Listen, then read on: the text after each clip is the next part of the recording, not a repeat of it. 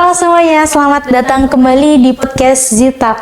Tempatnya ngobrol asik dan seru bersama kaum Gen Z. Oke, sebelumnya gue mau perkenalkan diri dulu. Gue Tiara Izdiha Rahmadina yang bakal jadi host dari awal topik hingga akhirnya topik. Nah, di sini di episode kali ini gue mau ngebahas tentang gimana sih peran Gen Z dalam masyarakat, dalam kehidupan sehari-hari, dan kira-kira bagaimana tips terkait Gen Z untuk menjadi agent of change di zaman sekarang ini. Nah,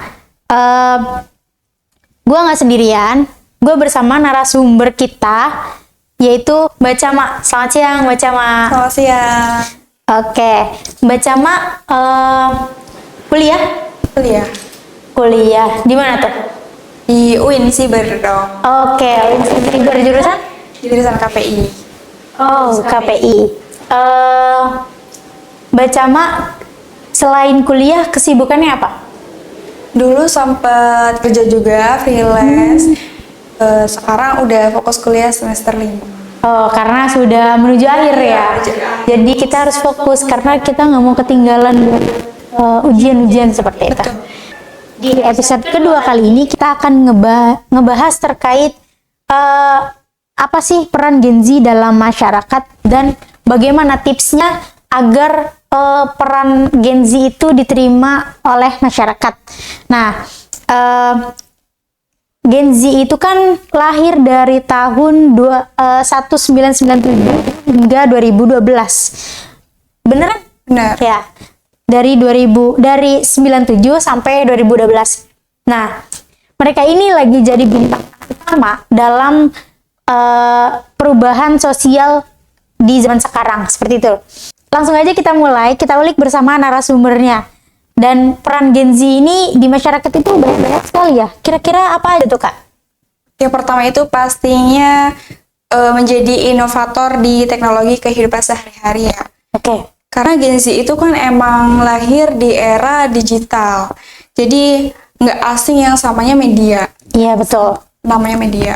Dan di dalam media itu pasti ada aplikasi. Oke. Seperti Instagram, TikTok, dan lain sebagainya. Atau bahkan sekarang yang lagi booming itu AI.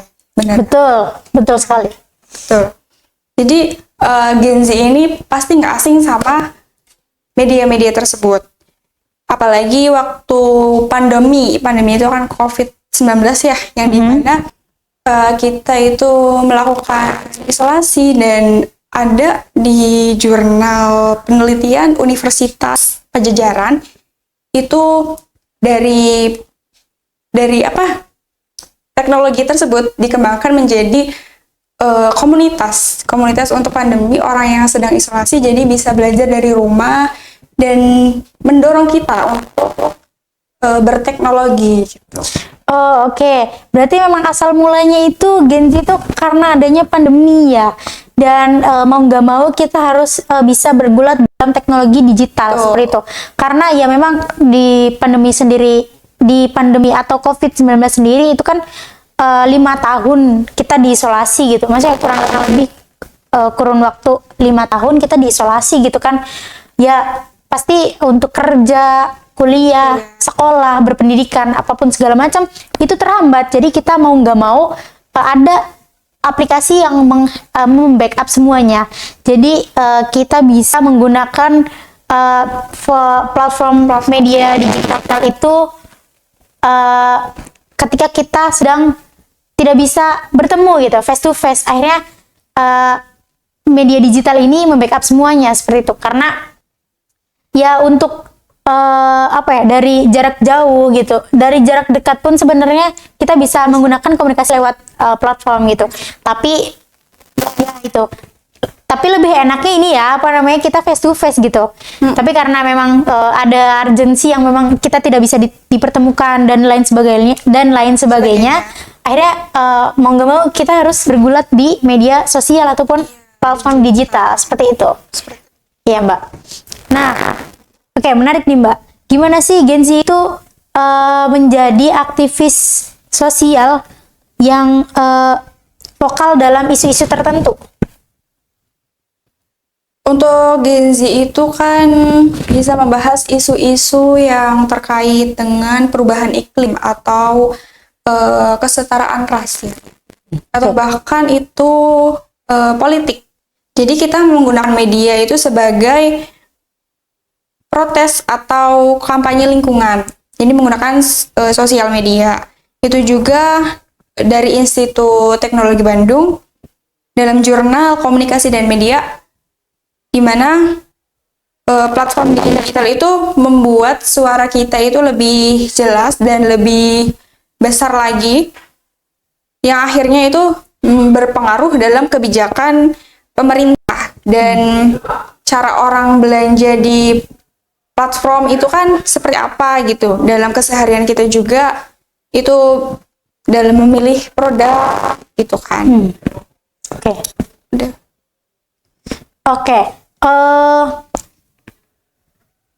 bisa dikatakan sangat berpengaruh ya menjadi aktivis sosial ini, karena Gen Z ini bisa menyuarakan aspirasinya itu lewat media digital, seperti kalau yang lagi viral ini TikTok, Instagram, Twitter, entah berbentuk visual audio, entah berbentuk visual video ataupun tulisan seperti itu, kayak isi di Twitter itu kan rata-rata berbentuk tulisan ya, ataupun visual video seperti di TikTok kita menyuarakan argumen-argumen kita terkait politik ataupun perbedaan ras dan sebagainya. Nah, itu bisa digunakan gitu untuk Gen Z gitu kan. Oke, Mbak. Selanjutnya nih. Oke, Mbak. Tadi kan peran aktivis Gen Z di sosial ya. Sekarang peran Gen Z dalam ekonomi dan konsumsi. Kira-kira gimana? Pasti untuk kita sebagai konsumen itu harus pintar dalam memilih produk ya. Oke. Kita harus memilih produk yang benar-benar itu mendukung kita untuk lebih baik ke depannya. Dan kalau bisa itu menghindari merek-merek yang boykot kan, kayak kemarin yang Palestina itu. Setidaknya kita mengurangi lah. Jadi itu tuh bisa ngedorong kita untuk perekonomian ya, mulai dari freelance kayak kemarin itu bisa juga lewat aplikasi yang dimana kerjanya itu bisa fleksibel. Oke. Dan mungkin generasi Z ini sudah ada pengalamannya waktu COVID gitu, jadi ya itu salah satu hal positif juga ya untuk kaum Gen Z yang dimana mereka itu bisa menggunakan platform media sosial atau media digital untuk mencari cuan gitu, menghasilkan cuan ya, kayak di Shopee, di TikTok, affiliate gitu kan, ataupun Tokopedia dan sebagainya. Itu mereka bisa memanfaatkan hal-hal seperti itu gitu, kesempatan-kesempatan yang memang menguntungkan bagi mereka, karena lagi-lagi ya Gen Z itu terkenal dengan orang-orang yang berinovasi gitu, orang-orang yang punya kreativitas tinggi. Karena dari urgensinya munculnya urgensi dari situ, dari mereka punya banyak peluang untuk untuk mencari keuntungan bagi mereka, seperti itu. Bukan hanya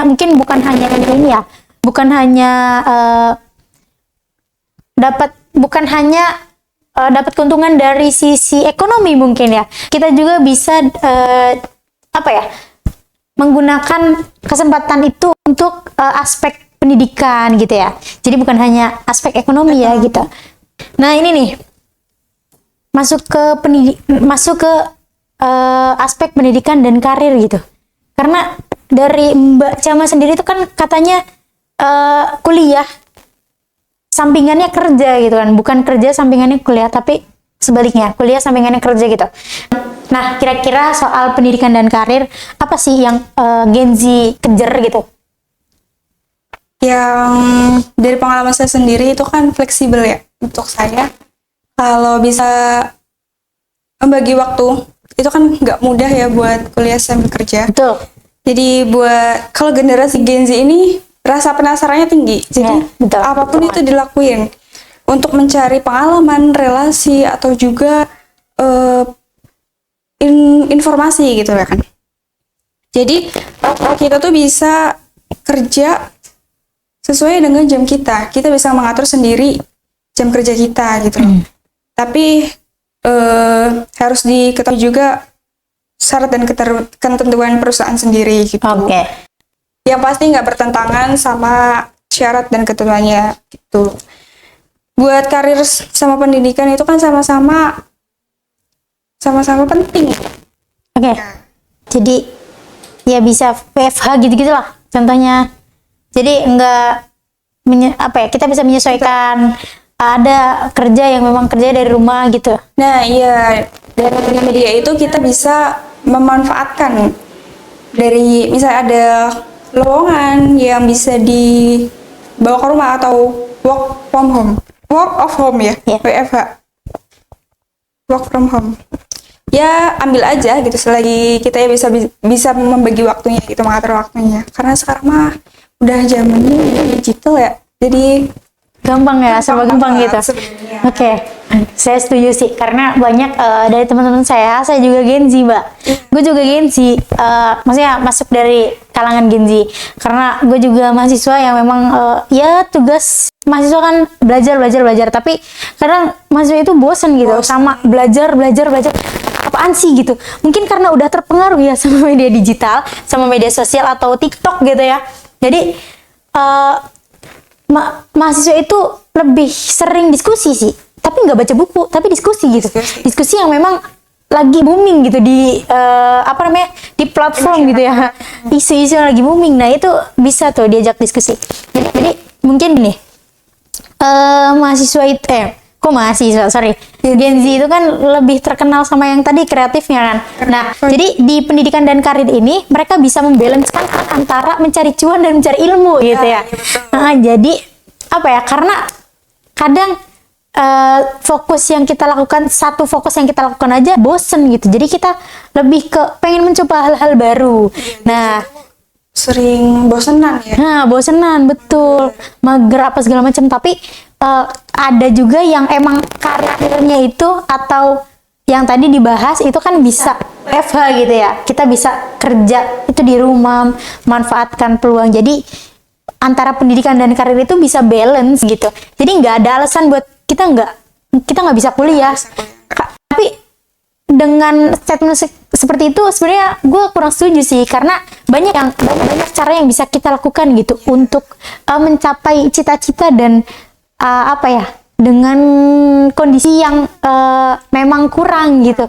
Tapi kalau kitanya semangat dan mau belajar, ya sebenarnya pasti ada peluang, ada kesempatan seperti itu. Oke, Mbak. Di lain pendidikan dan karir, di sini juga kita mau ngebahas tentang budaya dan hiburan. Kira-kira nih dari budaya dan hiburan ada ketersalingannya dengan Gen Z. Kira-kira apa yang bakal Gen Z buat kedepannya tentang budaya dan hiburan ini? Untuk budaya dan hiburan, mungkin kalau Gen Z pastinya itu nggak jauh dari teknologi lagi. Mungkin bisa membudayakan atau membuat film tentang budaya dan budaya dan hiburan ya. Jadi kita tuh harus membuat yang kreatif gitu loh, dan mendorong masyarakat juga untuk berbudaya lagi. Karena kan banyak banget sekarang tuh budaya yang luntur gitu kan. Karena budaya sendiri kan karena terlahir dari kebiasaan. Iya, betul. Nah, sekarang kan kalau Gen Z itu kan kebiasaannya di bermedia ya. Iya, betul. Nah, dari media itu kita bisa menghasilkan tuh hiburan-hiburan atau budaya-budaya di situ. Oke. Benar sekali, Mbak. Yang aku tahu juga budaya itu munculnya dari sebuah kebiasaan gitu. Kebiasaan masyarakat ataupun kita sendiri gitu. Nah, itu yang bermuncullah sebagai budaya gitu. Nah, untuk budaya sendiri itu kan banyak ya, budaya-budaya yang memang masih kuno, bukan kuno sih, mungkin budaya-budaya zaman dulu gitu masih ada beberapa yang masih nempel gitu kan di sekeliling kita, tapi banyak juga budaya-budaya yang memang sudah luntur gitu. Nah, mungkin ini budaya baru ya untuk Gen Z dan kedepannya gitu, Gen Alpha dan sebagainya. Itu karena Gen Z itu identik sama bergulat, apa ya? Bukan bergulat. Gen Z itu identik sama media sosialnya gitu ya, platform digitalnya. Nah, yang dimana ya apa namanya? Yang dimana budaya ini pasti berhubungan juga sama media sosialnya, itu tadi apa namanya, video ya betul ya Mbak, video, film, kreator gitu kan. Iya. Atau bisa juga ditulis juga. Iya, bisa berbentuk tulisan juga mungkin seperti itu. Dan di situ juga mungkin mempunyai makna khusus gitu, makna tersendiri atau makna positifnya gitu kan. Tapi ya dalam bermedia sosial kita juga harus bisa memilah dan memilih informasi seperti itu guys. Tadi kita sudah ngebahas tentang beberapa aspek yang memang berkaitan dengan Gen Z gitu. Kira-kira ini tantangan untuk Gen Z itu apa sih Mbak? Karena ini kan ya apa ya, lagi-lagi media sosial. Kira-kira tantangannya apa Mbak? Tantangannya ya nggak jauh-jauh lagi dari media sosial. Betul. Dan yang pasti itu tantangan kesehatan mental. Okay. Jadi kalau kita sedang bermedia sosial itu banyak yang suka sama kita, tapi banyak juga yang nggak suka sama kita. Jadi harus kuatin mental di situ, karena kalau pengen views kita naik, pengen banyak dilihat orang dalam bermedia, itu kita harus kuat mentalnya. Biar apa ya? Biar kalau di itu nggak ini loh, udah kebal gitu. Udah kebal. Iya, udah kebal. Udah bahasa Gen Z itu. Ya, betul. Ya, tantangannya mungkin di situ kesehatan mentalnya harus lebih terjaga lagi. Oke, berarti emang kalau kita bermedia sosial ya mungkin tantangan itu di kesehatan mental. Di kesehatan mental kita atau di kesehatan mental kita, karena kita kan apa ya, bermedia itu kan luas ya jangkauannya dan bisa dicakup oleh semua masyarakat Indonesia ataupun di luar Indonesia gitu. Jadi kita harus bisa atau pintar-pintar mengelola media sosial ini, karena salah informasi yang kita sebar sedikit aja kita bakal dihujat habis-habisan. Jadi citra kita bakal turun. Nah, kiranya kita bisa menjaga citra kita dalam bermedia sosial atau citra kita di lingkungan yang lebih luas seperti itu. Jadi kita harus bisa menjaga kepercayaan audiens kita atau viewers kita gitu, seperti itu ya Mbak ya. Iya, selagi kitanya kontennya baik ya nggak apa-apa gitu. Oke, seperti itu. Nah, terakhir nih Mbak, yang teman-teman tunggu juga mungkin ya. Kira-kira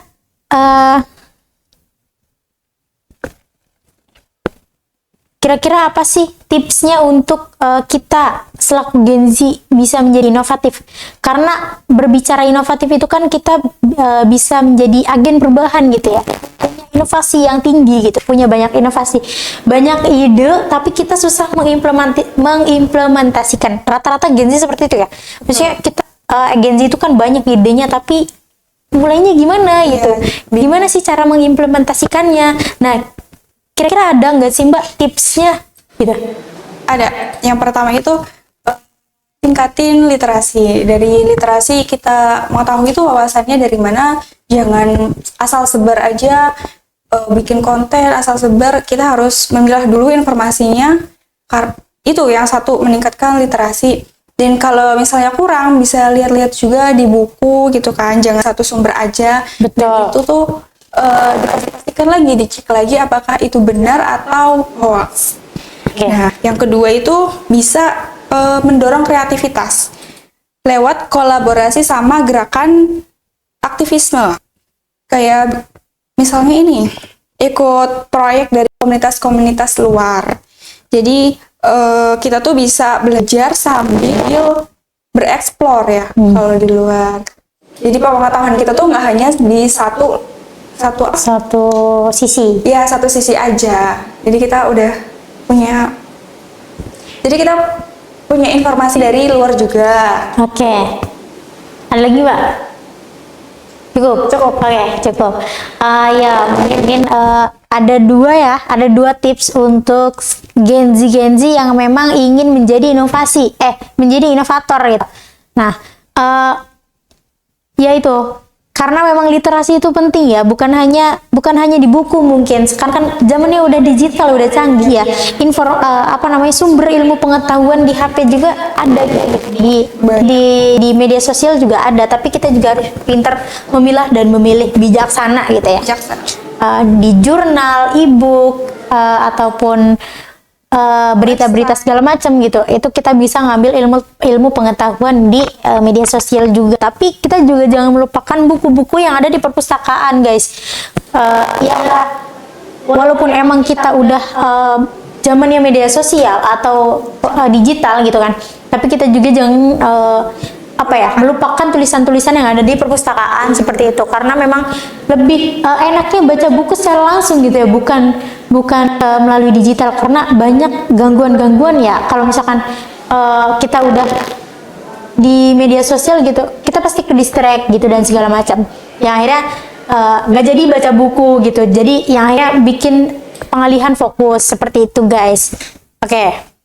Mbak, terima kasih banyak atas ilmu pengetahuan yang udah disampaikan. Karena generasi Z ini memang pionir inovasi banget gitu. Dan kita semua bisa ikut serta karena lagi-lagi gue juga bagian dari Gen Z ya, Mbak ya. Ini makasih banget, ini tipsnya bisa lah digunakan buat gue juga gitu. Oke. Mbak, terima kasih. Sampai ketemu lagi nanti di episode selanjutnya. Jangan lupa like, komen, dan subscribe channel kita di YouTube Gen Z Talk biar lebih tahu update-updatean kita nanti selanjutnya. Dan kira-kira selanjutnya kita bakal bahas apa ya?